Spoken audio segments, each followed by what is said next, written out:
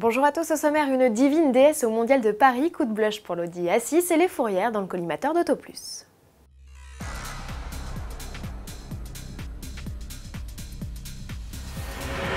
Et de 1, le premier concept car signé DS, la division premium de Citroën est arrivé, son nom Divine DS, rien que ça.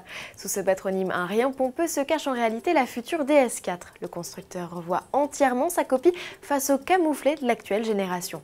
Plus courte, plus large, cette DS est aussi et surtout 18 cm moins haute. Pour venir titiller ses futures rivales allemandes, BMW Série 1, Audi A3 et Mercedes Classe A, elle misera davantage sur des proportions de sportives que de faux 4x4.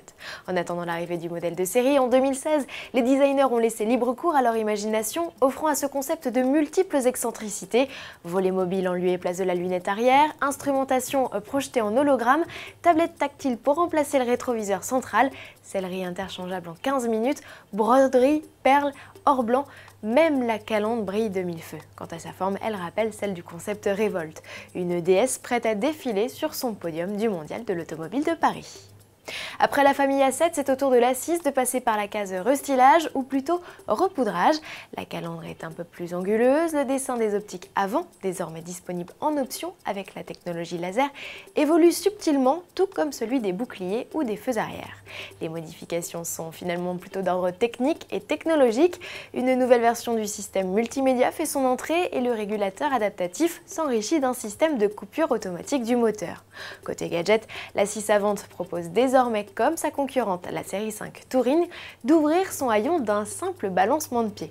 Enfin, côté motorisation, l'A6 reçoit en entrée de gamme un inédit 1,8 litre turbo essence de 190 chevaux. Côté diesel, le 2 litres de 136 chevaux est remplacé par une version de 150 chevaux qui consomme près d'1 litre de moins. Enfin, amateur de collector, pour les 25 ans de sa technologie TDI, Audi propose des versions compétition avec boost de puissance de 326 à 346 chevaux. Côté sportif, le V8 DS6 passe de 420 à 450 chevaux. En revanche, la RS6 garde ses 560 chevaux. Première livraison prévue en novembre, tarif à partir de 39 900 €, comptez 58 000 € pour l'Allroad Quattro et des 91 200 € pour les sportives.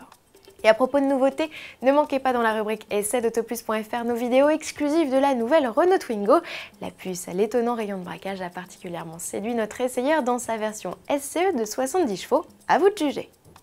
Ah, les fourrières, elles sont dans le collimateur d'Autoplus cette semaine. Dans une enquête exclusive en kiosque dès ce 5 septembre, le journal révèle que de nombreuses mises en fourrière sont faites dans l'illégalité.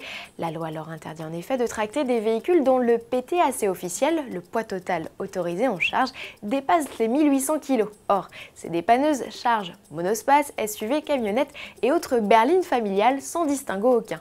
Et ce n'est pas tout, d'autres entorses ont été révélées, comme le détaille Philippe Zanon, rédacteur en chef adjoint. D'autres entorses, malheureusement, lorsque l'auto est traînée par exemple sur des chariots à roulettes. Le convoi cumule presque toujours 2 infractions dans ce cas-là.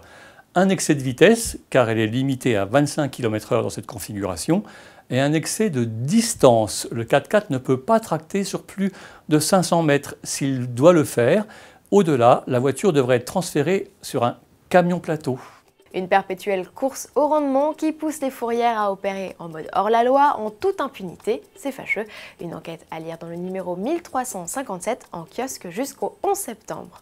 Bon week-end à tous et à lundi.